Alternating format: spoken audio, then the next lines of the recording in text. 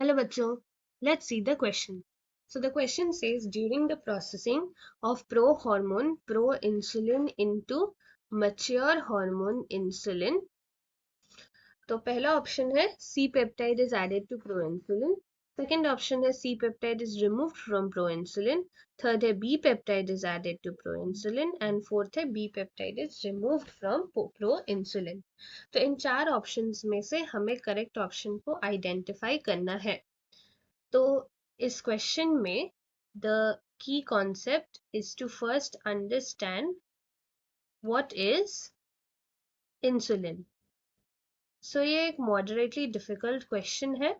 Let's begin by understanding the key concept. So insulin सबसे पहले एक ऐसा हार्मोन है जो रिलीज किया जाता है बाय द पैनक्रियास. तो पैनक्रियास में होते हैं कुछ सेल्स जिसको बोलते हैं आइलेट्स ऑफ लैंगरहैंस. तो उसके बीटा सेल्स इंसुलिन को रिलीज करते हैं.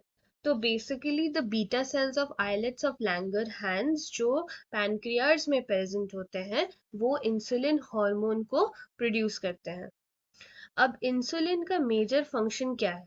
सो इंसुलिन एक ऐसा हार्मोन है जो एक्सेस ग्लूकोज जो ब्लड में प्रेजेंट है उसको हेल्प करता है इनटू कन्वर्जन इनटू ग्लाइकोजन जो लिवर या मसल्स में स्टोर होता है. तो basically insulin blood glucose level को रेगुलेट करने में हेल्प करता है. तो अगर ब्लड में ग्लूकोज की क्वांटिटी ज़्यादा होगी तो वो प्रमोट करेगा कि वो ग्लूकोज ग्लाइकोजन में कन्वर्ट हो जाए और वो ग्लाइकोजन को हम स्टोर करके रखते हैं for further energy as an energy reserves in the liver and the muscle cells. So ये है major function of insulin. So जो ये बीटा सेल्स है वो सबसे पहले इंसुलिन को रिलीज करते हैं in the form of pro hormone जो इनएक्टिव स्टेट होता है. तो इनएक्टिव इंसुलिन सबसे पहले रिलीज होता है. तो इनएक्टिव इंसुलिन में तीन कंपोनेंट्स होते हैं.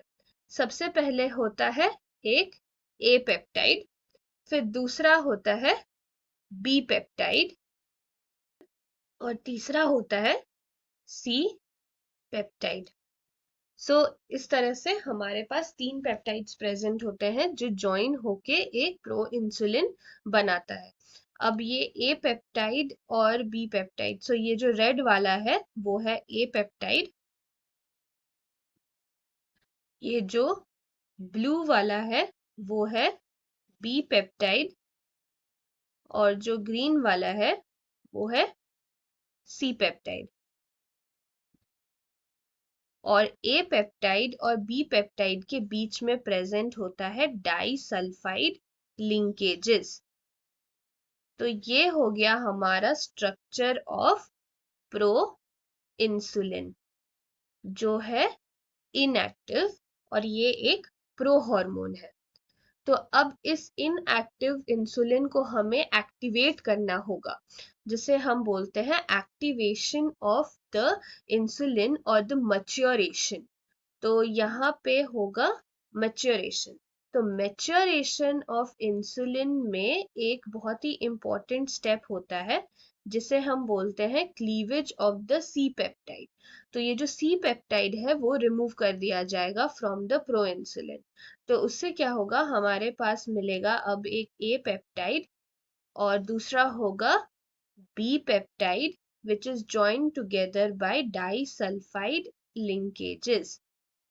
तो ये हो गया हमारा मैच्योर इंसुलिन जो है एक्टिव.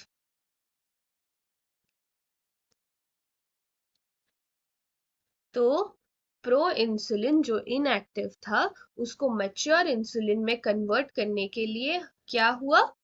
सो मैच्योरेशन में स्टेप हुआ is cleavage of the C peptide. So ये जो सी पेप्टाइड प्रेजेंट था प्रो इंसुलिन में, उसको हमने रिमूव कर दिया to cause the maturation of the insulin या activation of the insulin hormone. So ये maturation of the pro hormone into activated mature insulin takes place by the removal of the C peptide from the pro hormone insulin. तो ये हो गया maturation step, ये इस तरह से take place करता है इन इंसुलिन. तो अगर हम अभी करेक्ट ऑप्शंस को आइडेंटिफाई करने की कोशिश करें, तो पहला ऑप्शन है C peptide is added to proinsulin. तो हमने देखा कि प्रोइंसुलिन से हम सी पेप्टाइड को रिमूव कर रहे हैं, ना कि ऐड कर रहे हैं उसको मेच्योर कराने के लिए. सो ये इनकरेक्ट है. सेकेंड ऑप्शन है C peptide is removed from proinsulin. तो ये हमने देखा कि सी पेप्टाइड को हम रिमूव कर रहे हैं प्रोइंसुलिन से to make it mature insulin, activated insulin. तो ये करेक्ट आंसर है. थर्ड है B peptide is added to proinsulin. तो बी पेप्टाइड ना ही ऐड होता है ना ही रिमूव होता है, तो इस वजह से इसे ये भी इनकरेक्ट है और ऑप्शन 4 भी इनकरेक्ट है, क्योंकि बी पेप्टाइड को हम प्रो इंसुलिन से ऐड या रिमूव नहीं करते हैं. बी पेप्टाइड मैच्योर इंसुलिन में प्रेजेंट होता है, विच इज इम्पोर्टेंट. तो इसीलिए ऑप्शन 3 एंड 4 भी incorrect. So the correct answer for the given question is option number 2,